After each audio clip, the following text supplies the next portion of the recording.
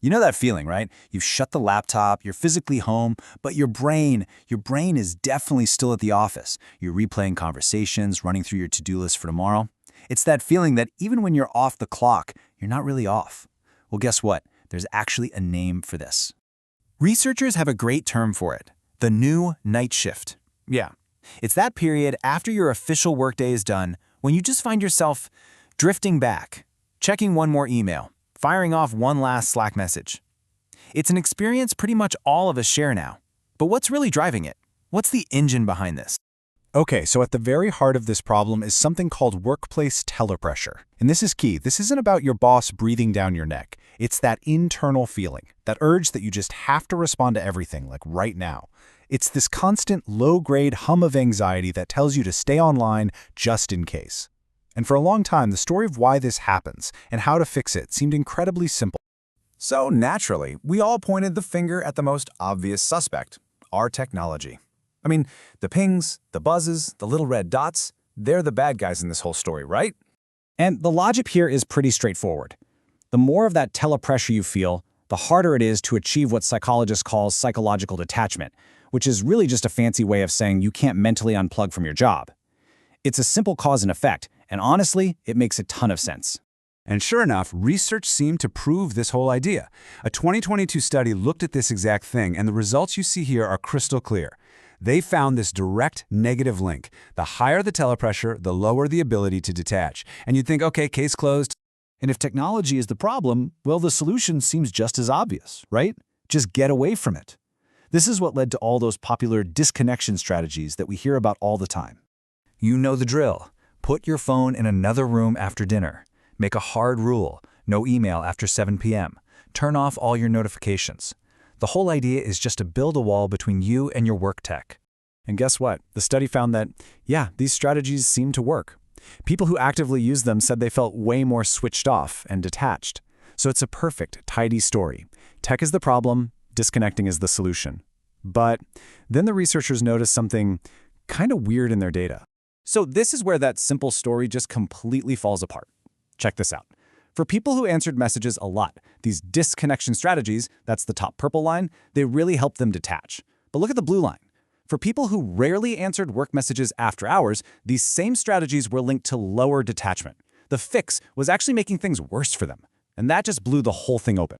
It forced the researchers to stop and ask a really fundamental question. Have we been looking at this whole thing completely backwards this entire time? And this is the absolute core of it. Is it a chicken and egg problem? Is your phone buzzing making you think about work? Or are you already thinking about work and that's what makes you reach for your phone? To figure that out, you need a totally different kind of research. See, that first study was a survey. It's just a snapshot in time. It shows that two things are connected, but it can't tell you which one causes the other. So a second, more recent study used a 5-day diary method. They tracked hundreds of employees multiple times a day, which is huge because it let them see what came first. Did tech use in the evening predict a failure to detach later on? Or was it the other way around? And the results? Well, they completely flipped the conventional wisdom on its head. Okay, so first, the absolute bombshell finding from this diary study. There was zero evidence, none, that using your phone or your laptop for work in the evening made it harder to switch off later that night. The technology itself was not the trigger. In fact, they found the complete opposite was true. When people were already struggling to mentally detach from work early in the evening, that feeling is what predicted that they would log on later. The tech isn't the disease, it's a symptom. So what's the actual disease? Well, the answer comes from this classic idea in psychology called the Zeigarnik effect. And it's simple. Our brains are basically hardwired to get stuck on open loops.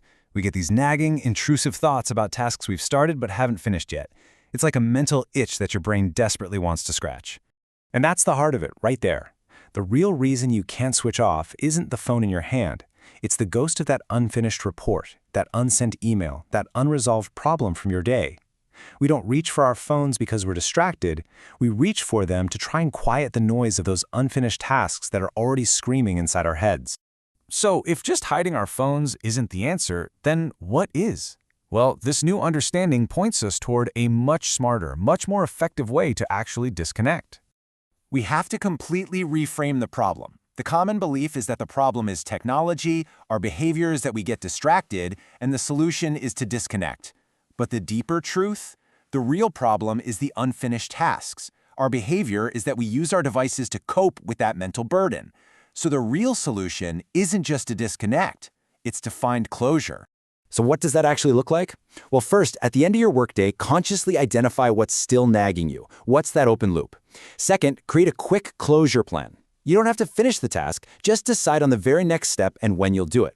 Something like, tomorrow morning, first thing, I will email Dave about the budget. Third, if you really need to, use your tech strategically to execute that plan. Maybe it's sending one quick email to delegate something so it's off your mind. And then, fourth, and this is the key, now you can truly disconnect. Because once that mental itch is scratched, putting your phone away actually works. So this leaves us with a really powerful idea to think about. What if the first step to switching off your phone isn't actually to put it down at all? What if the first step is to get closure with your work?